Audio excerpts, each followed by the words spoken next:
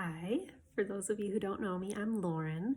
I am the owner of Ahimsa Yoga 716. I'm also a school psychologist and an avid reader. So I was thinking that I would start to make little videos about things I've learned throughout the week based on whatever I've been reading. And this week, I've been reading Burnout by Emily Nagoski. It's about stress, and I thought it's something that we would all benefit from because stress, we are all feeling it. It's something that we've experienced every day, usually just in our usual day-to-day lives. And then with the pandemic and all the political happenings, the stressors are even more than the usual typical ones that we would be having at work or with family, friends, just everyday life. Stress is a response to stressors. So the stressors are the things that make us feel stressed, and stress is physiological. It's in our body.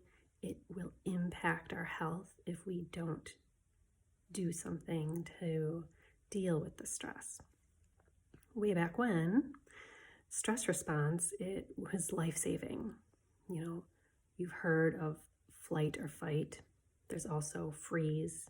So when a caveman came across a grizzly bear, they were grizzly bears with cavemen? I'm not sure. I'll have to read another book about that. But, when they came across a saber-toothed tiger, they had a couple options, 3 options. Their stress response triggered either to fight that saber-toothed tiger, to flee, run away from that saber-toothed tiger, or to freeze and hope that the saber-toothed tiger doesn't notice them or think that they're a rock or something. And those are all excellent responses because that meant the caveman lived. They fought, they ran to get help, ran back to their cave for safety, or they froze. When we are in our own stressful situations, we are still feeling the need to do that. That's our bodies are still built to do, to fight or run or freeze. And unfortunately, we really can't do that when we're in the middle of a conference meeting. We can't just haul out and punch the person who's making us feel stressed. Or when our child is having a tantrum or demanding their sandwich be cut a certain way. Sometimes we flee and say we have to go to the bathroom and go hide in the bathroom for 20 minutes, but it's not helpful. It's not really something that we can do. So because we cannot run or fight, the stress builds up in us because we have not completed the stress cycle. And this is what Emily Nagoski in Burnout talks about, that we have to complete the stress cycle in order to lead healthier lives, because we are running ourselves ragged. And how many times when we've gotten to a vacation do you suddenly get sick? And it's like your body's like, okay, it's time to stop now. We can't handle the level of stress that you have built up. And you need to take a chill pill and lay on the couch and zonk out for a while. Our bodies tell us what they need. So to complete the stress cycle, there are 7 scientifically proven things to, if not eliminate stress, relieve stress. And if you do these things daily, when needed throughout the day, your stress level will incrementally go down. The stressors will still be there, but your ability to handle them will be better improved, and you won't wear yourself and your body down. So 7 things. First thing, so what did the caveman do? Fight or run, freeze. But looking at those 2 things, stress is a physiological happening. It does something in your body. It makes your heart beat faster. You start to take shallow breaths and your breathing picks up. Your muscles start to clench because our bodies still feel like we're cavemen, and so we're gearing up to punch something or to run. So we have to do something with our bodies to complete that stress cycle. Because stress is a physical thing, so we have to do physical things. So stand up at your desk, do some jumping jacks, do a little shimmy, put on music and dance for 2 minutes. Do run in place, take a walk, just do some twists. Anything to move your body moves the stress. So moving is number 1. Almost as important as moving is breathing. It's very hard to tell your mind to stop thinking about the things that are making you nervous and stressed and anxious. I'm sure we've all tried it. Oh, just stop thinking about that. That doesn't work. So the back door to calming your mind is calming your breath. When we slow our breath, we slow our mind. Calming the breath calms the body and the mind. So to breathe, we have to go back and remember how we're really supposed to breathe, which is from our belly and our diaphragm. Think about a sleeping baby. You see their belly going up and down because they are blissful in their little baby ignorance. But once they start to go to school, sadly,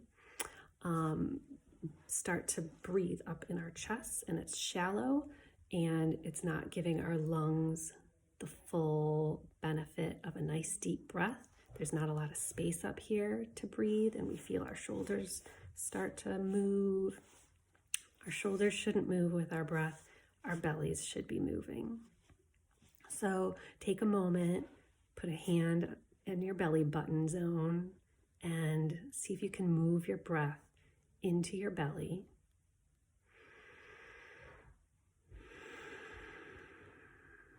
Really bringing your attention to your breath.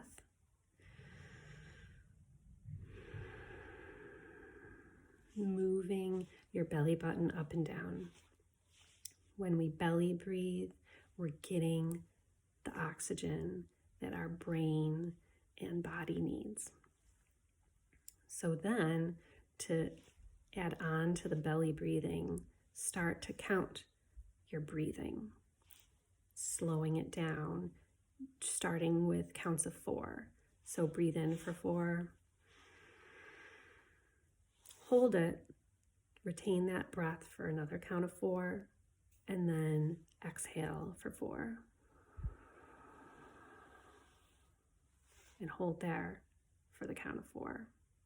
It's called square breathing, and it really helps to decrease stress. It centers you, it focuses you, and it's calming. It's something you can do anywhere while you're driving and some lunatic just cut you off, when you're sitting at the conference table, when you're staring at a Zoom screen and someone doesn't realize that they're on mute, and this is the 20th time that we've gone through this same thing. When your child is crying over the piece of garbage that you threw out, try a square breath and you will feel better. Okay, other scientifically proven ways to reduce stress. laughing a good belly laugh, like good, true belly laugh, or remembering a belly laugh. So put on your favorite silly movie, listen to a comedian, call up a friend who always tells excellent raunchy jokes, whatever makes you laugh, get a good laugh in. Conversely, another thing that helps with stress is to have a good cry. In our tears are chemicals that increase stress. By crying, we remove the chemicals from our body and it decreases stress. So when our grandmothers told us to have a good cry, they were totally on the mark with that. So have a good cry. Express yourself artistically. So draw, write, sing, dance. If you are a fan of a sports team, watch a game and cheer and yell and hoot and holler. All of these things, you're allowing yourself to express emotion and you are getting it all out. Scientifically proven to reduce stress. What else? Having a positive interaction with someone. Doesn't even have to be anyone you know. When you are going through your Tim Hortons line or whatever coffee place you visit, a nice, pleasant hello, thank you, have a great day, how's your day, how are you doing? 30 seconds of a pleasant interaction proves that the world is not a horrible place and that not all people suck, and it relieves stress. Physical intimacy with someone you love. Scientifically proven to reduce stress.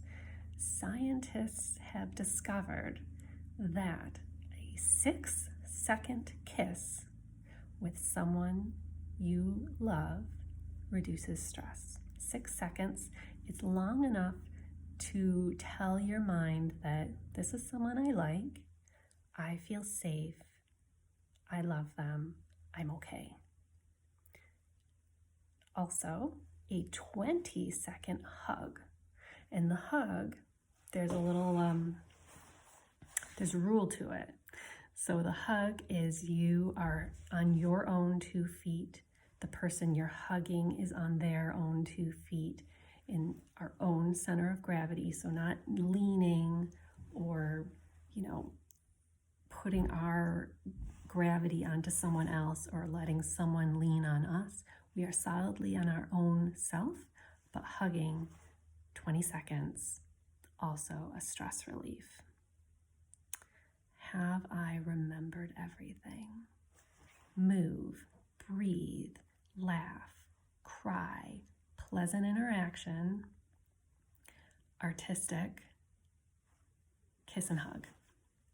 Those 7 things. And if you do those things, don't have to do all 7 things every day. Definitely move, definitely breathe, add in the other things. You will start to feel better and you will not wind up in the hospital having worn yourself ragged with stress. So treat yourself. It is not a selfish thing to take care of yourself. So that's my little tidbit from what I'm reading this week.